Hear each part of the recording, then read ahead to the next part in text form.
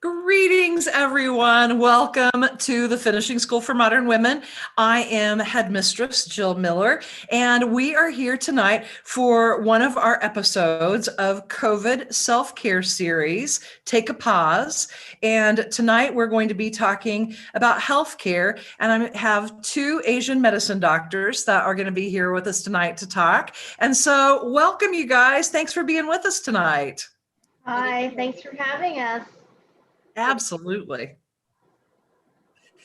So to get started, I'd like you guys to introduce yourselves and then tell us a little bit about why helping people with health and wellness is your passion. So tell us about yourself and then why it's your passion. Kim, will you go first? Sure. My name is Kimberley Couch, and I'm the owner of Bluestem Acupuncture Clinic of Kansas. And I went into the field of Oriental medicine in 2004, graduating in 2008. I got trained and licensed actually as a licensed shiatsu therapist in Hawaii.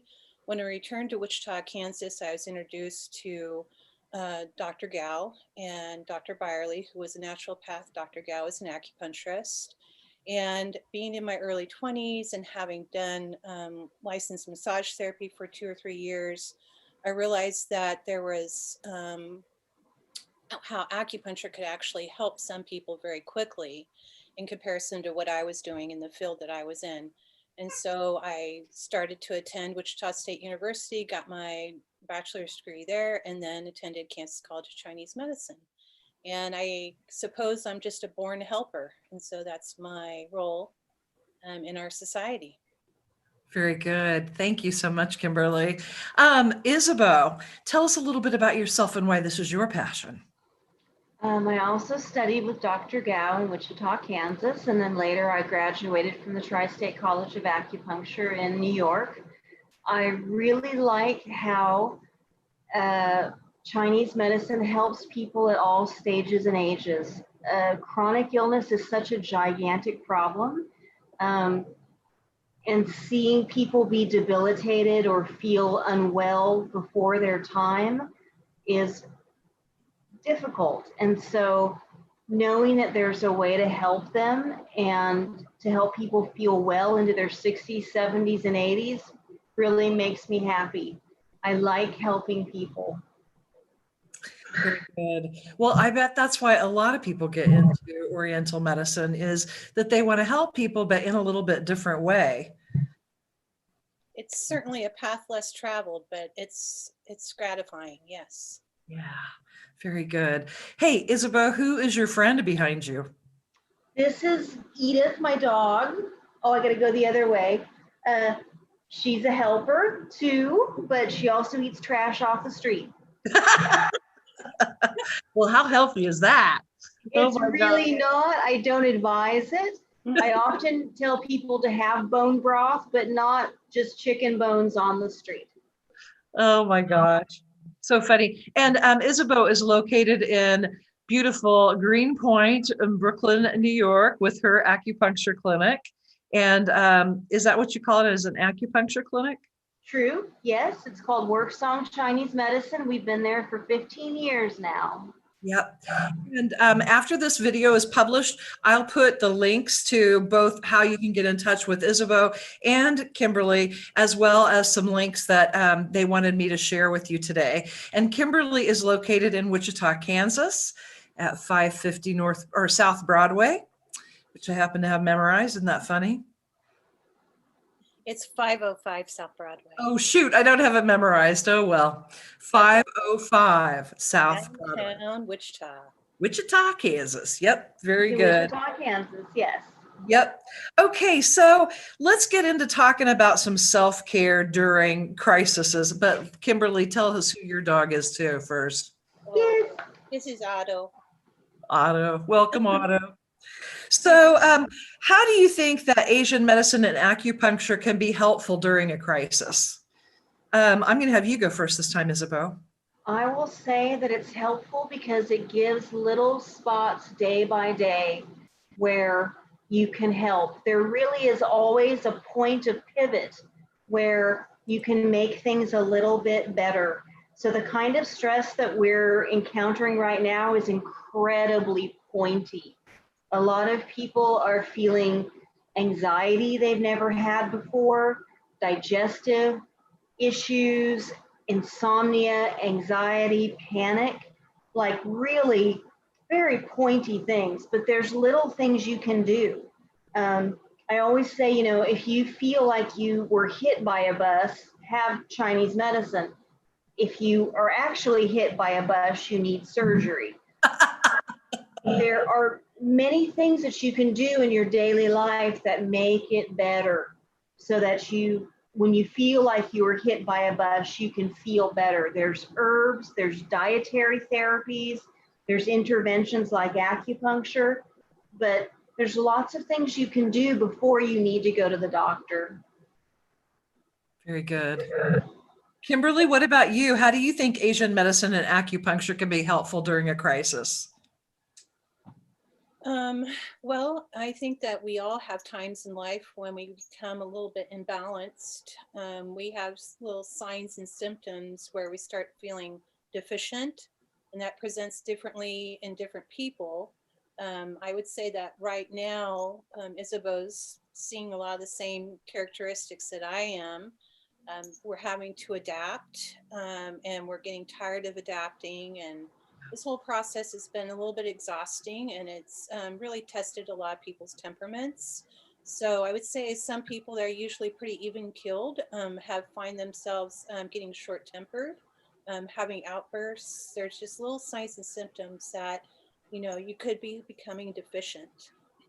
So when there's variation of what your normal is, and you start realizing that you're not sleeping well, and you're perhaps a little bit short with the customer service department, and you didn't Your mean family. to, yes, and you didn't mean to in the conversation the way you did, just take a step back and be present.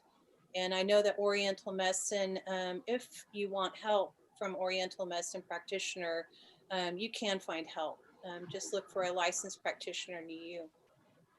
Very good. So how specifically can Asian medicine help, do you think, during a crisis? What are you finding people are really needing right now? I'm finding that people really need a way to rest and reset, and sometimes they just don't even know how to do it. So there's a spot where you get that you are what's called wired and tired. Um, so tired that you can't sleep, and it looks like literally can't sleep, or like restless body, or we've heard of restless leg. Um, it's a feeling in the body where you can't really calm down. That's the easiest thing we do. That's the easiest thing, is to help you lie down and reset the autonomic nervous system. Other things come later, but that kind of like deep relaxation for 30 or 40 or 50 minutes that you can get with an acupuncture treatment is pretty profound. That's what people are trying to get you when they meditate. But if you're suffering and freaking out, it's hard to meditate. Acupuncture does that. That's the easiest thing. So you feel that that acupuncture is really helping to calm people during this time? Truly. Awesome. Awesome. Kimberly, do you have anything to add to that? What are you seeing people are needing the most help with right now? I would say internal dialogue.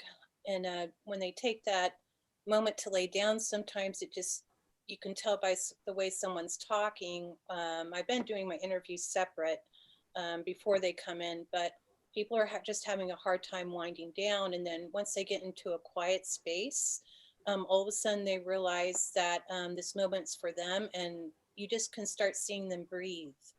The breath starts coming back, the diaphragm starts working in their favor. I think there's a lot of shallow breathers, and this is helping people kind of realize what's going on with their body. I agree. People are holding their breath. Yeah. And And it's not a figurative thing, it's like a literal thing. This time has been so immensely stressful in so many different ways. People are finding that they're holding their breath till they're dizzy. And having a deep breath is like a real true favor. It's an intense and wonderful thing, and we should be doing it all the time, but it's hard. You know, when you get to a certain peak of stress, having a real breath is good. That's why I put the link to the breathing exercises, which is, it's an easy way to begin doing that, to think about doing that for sure. That's fantastic. So, okay, Kim, tell you something to add. Oh, no, I just said that's fantastic. That's a fantastic idea. Thanks, Isabel. Yeah, it really helps to be able to breathe. I don't think people realize how holding our breath adds to the tension and adds to the panic and all of the stress and that kind of thing. So probably from your advice, I think one thing that people can really do if they're really feeling that tension is to just stop and breathe for a minute. Mhm. Yeah. Yeah. I've had acupuncture in the past, many times with Kimberley, and I've also had work with Isobeau done as well. And I think people are a little bit afraid of acupuncture. They think, oh my God, they're going to stick needles in me. And when I started, I'm not a big fan of needles. And so I was a little bit worried about that. But what I found is it doesn't even hurt. It just maybe zings for just a second, and then you don't even feel it for a while. What have you found with respect to your clients? What feedback have you gotten about that? Or what do you have to tell me about people who are afraid of acupuncture? Well, I think it depends on the intention of the needle and the practitioner. In Oriental medicine, there's different types or styles of acupuncture: Korean, Chinese, Japanese, just to name a few. And so I do a Japanese styled acupuncture. So I use thinner, sharper needles. I don't necessarily stimulate them. I put them in, leave them in, and then take them out, after the treatment is over.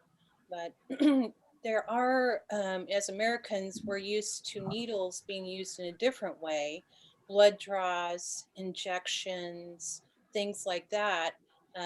For some, it's a nerve conduction study. So I think they just assume the worst. But yes, the needles have a different function that we use. They are solid, not hollow, and they're meant to pierce, not tear. So it has everything to do with the tool and how it's used. I see. It's true. Our needles are very different. Nothing goes in them. They're solid. They're filaments. So calling them that actually is much more appropriate. Nothing goes in them. So the feeling you feel is the chi or the energy inside your body. They're really, most of them are about the size of eyelashes. I treat people of all ages. So right now, our youngest patient is 4. Our oldest is 83 right now. It's very different than having an injection, and it's certainly different than a nerve conduction study. So the feeling is, oh my gosh, I've never had it, but I've heard about the pain from many people. The feeling is deep, but the needles are not. They don't even go into the muscle. Your body is so smart that we just give it the hint and it says, okay, let's work on this. So it's like an exercise, but it's not like getting a vaccination or a shot. It's very different. Or having blood. No, it's very different. One way to think about it as well is that there's cellular communication when that needle goes in. And that's why it doesn't need to go in that far. The cells immediately start releasing calcium and start communicating around that needle. And so I call it the cascade of effects. The needle doesn't have to stay in there. When we take the needle out, that cascade of events has already begun. And so for us, it's called opening the channels, is one way that we think about it. It's true. When you have an acupuncture treatment, the effects go on for a day or even 2 or 3. So it begins a process in motion. You're doing all the hard work. You know, it's like an exercise, but the needles are a small part of what happens. Yeah. I think most people are surprised how relaxed they are during treatments. Again, one of the easiest things we do. They're surprised and relaxed and feel like, okay, I feel good. And that doesn't mean that your pain goes away in a minute or that the problem is fixed, but it is very relaxing. And when you know what to expect on your second or third or fourth treatment, it's really very relaxing. Most people sleep through the whole thing, honestly. Yeah. So now that we're talking about this a little bit, what do you really see as the big difference between Asian medicine and more traditional kinds of medicine? Why would somebody need to come see you? I can begin. Oh, you can begin. You Go can ahead, start Kimberly. there.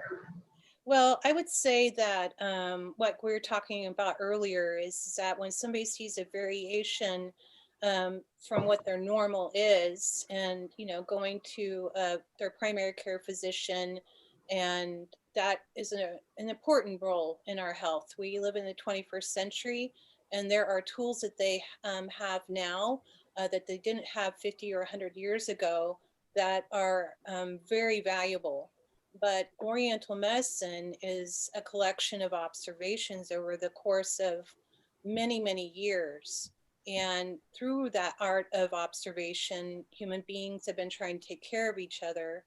And as they've tried to take care of each other, they've found ways such as acupuncture, acupressure, formulas, herbs, Tui knot, qigong, that are that can play an important role as well. So if you feel like your energy's low, you have insomnia, stress, and you just want to feel better, I would say try acupuncture. Still go to your yearly appointments with your primary care physician and stay up on that. But we actually play a role in health and wellness. Very good. Isobeau, do you have anything to add to that? Well, there's several ways that medicine helps. Sometimes people, as Kimberly said, have a symptom. It's fatigue or insomnia or feeling off. Your doctor might help that, and it's good to, have a blood count. It's good to kind of take a look. All of that information is power. But we can help at that level, the symptomatic level. Sometimes, you think there must be something off, but there is not with my blood. But there's also another level where maybe you have a diagnosis, but you're not sure about where to begin. So that is something like pre-diabetes, or my kidneys aren't functioning as well as I'd like, or I have back pain that just simply won't go away. And I've talked to my doctor 3 times about it, and I don't want to be on pain medication. Pain is one of the biggest things we do, acute and chronic.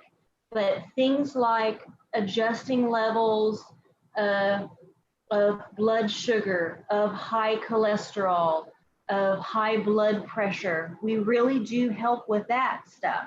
So you can have acupuncture for 6 weeks and then visit your doctor again and take a look. Many people really do have incredible and lasting results from doing these kinds of interventions. So that makes it so when you're in your 60s and 70s, you're not on 6 medications. You may be able to escape with 0 or 1. My mother, for instance, is on 1 and she's 83. And that's because she's had natural medicine since I began studying when she was in her 60s. Yeah. And just to clarify, I just want everybody to know that we're not suggesting that you should go off your medication. This would be something that teaming with your traditional medicine doctor and your Asian medicine doctor together to work together to get you off your medications. I just wanted to make that clear. Of course. That's why we call it complementary medicine. Of course. And I get referrals from doctors literally every week. Doctors now know that that this is a safe and easy intervention for a lot of things that happen. So there's transitions in life, like menopause, like old age, like arthritis. There's ways that we can help that complement other kinds of medicine. Very good. So what quick and easy things can we do right now to better take care of ourselves, our health, and our wellness right now? Because right now, everybody is, because we're in a crisis, I know I'm not taking very good care of myself. So what are some of the things I can do right now to take better care of myself? Kimberly, will you start that one? Well, I realized it about a month and a half ago was laughter. I had been so serious about paying attention to everything and being very conscious and thoughtful and measured that I was subtracting joy out of my life. And I caught myself laughing. I think it was a music video that I was watching from the 80s. And I went, oh my gosh, that felt good. And so incorporating laughter and joy and letting yourself know that it's okay to have joy with people that you love. It's okay to have laughter right now. I would also say kindness. You need to be kind to yourself. It's okay if you don't accomplish every single thing that you wanted to that day. Just, allow yourself to rest, but pay attention to your internal dialogue and be kind to yourself. Yeah. I like the point about giving yourself some grace and thinking that, giving yourself a little break and that you don't have to achieve every single thing on your list today. There's tomorrow and the next day, that kind of thing. Isobeau, what about you? What are some of your recommendations? Well, I really am along with the rest and reset idea. We have to realize this time is exhausting. You're not imagining it, and it's not necessarily that you're sick, but paying attention to all of these things is exhausting. So making time to rest and reset is important. And sometimes you're in a place surrounded by coworkers or by family. You can still take 5 minutes to do breathing exercises. You can still take yourself to a mental place that is a bit easier. That's why I posted the breathing exercises. The other thing is finding little tiny hacks that are helpful. Like I play a game with myself called Could I? Could I do this rather than, I don't know. I have to. I would say, no, I was thinking like eat a pint of ice cream, but I can't even eat ice cream. So I was thinking, could I do this thing that's easier or healthier? Could I, take a walk instead of this? Sometimes the answer is no, but sometimes the answer is yes, I could do that in 10 minutes. You don't have to carve out an entire spa day to have less stress, truly. The other thing that I've approached lately is like treats that are healthier or easier. So I've put a link into like lots of kinds of non-alcoholic cocktails. I had no idea, but the whole craft beer industry has really pivoted to making these delicious cocktails that have zero alcohol, many have zero sugar, and they have adaptogenic herbs, and they're pretty awesome. They're not less expensive than having a gin and tonic drink, but they're less expensive to your liver. And so that is the kind of thing that I've been doing and finding that helps a little bit. And I agree with laughter. I mean, raise your arms up like you're on the roller coaster for a minute. We really do need more silliness and joy. And finding ways to do that is important, however you do it. Yeah. So we're almost out of time. Isn't that crazy? It kind of is, yes. Yeah. So I am curious, any last bits of advice, any final words of wisdom from both of you before we sign off? Kimberly or Isabel, I don't care. Who wants to go first? Well, I would say just try to be present in the moment. We're going into the fall right now in Kansas, and we had cooler weather, and it kind of helped kind of reset time for me. The summer seemed to be long, but then all of a sudden it was, now it's fall. Yeah. So I've had a hard time measuring time and kind of experiencing my weeks and my days, but I'm enjoying the change of weather, and I'm just trying to pay more attention to, my dog, and being present and realizing that he's living in the moment. I need to too. Mhm. They're such a great examples of that. They really are. They are. They're here for us. They're happy. I would say, again, as Kimberly said, be kind. Be kind to yourself. Not everything has to happen today, and clearly it's not. I think we're all experiencing a kind of like ambiguous grief about this. Everybody had ideas for themselves for this year. Everybody, whether it was just something silly. So it's a kind of ambiguous loss that's real. And some of us have had very, very real losses. Just give yourself space and time to be like, this is okay. This is where we're at. Yep. Yeah. You don't have to do more than you're doing right now. Yep. Yeah. Very good. Well, thank you everyone so much for being with us and viewing this video. There will be links underneath the video that will tell you how you can get a hold of us, including the Finishing School for Modern Women, where we do classes for empowerment and to help women own their power. So thank you both so much for being here, and bye. Thanks for listening.